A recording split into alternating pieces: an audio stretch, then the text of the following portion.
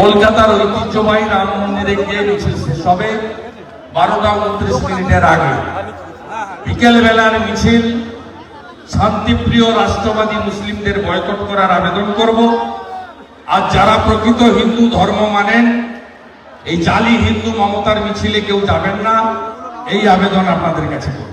ভগবান রামচন্দ্র তার গর্ভগৃহে পুনরায় প্রবেশ করছেন।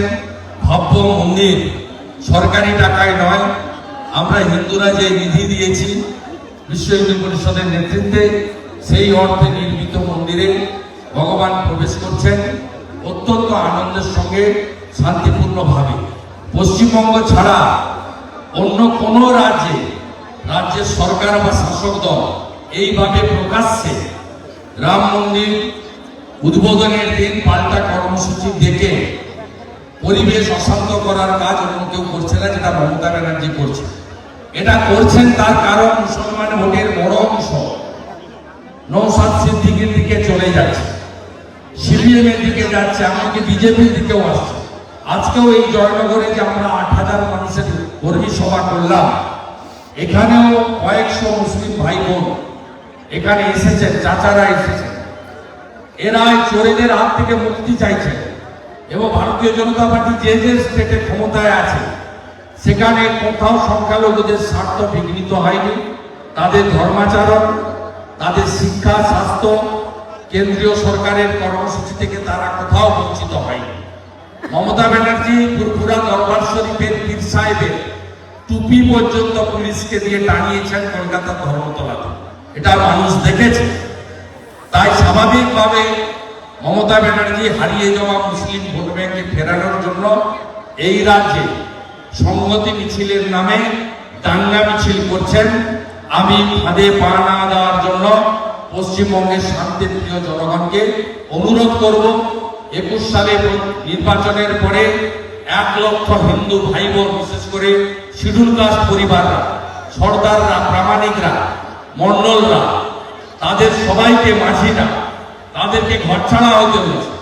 10,000 যুবক এখনো ফেরেনি।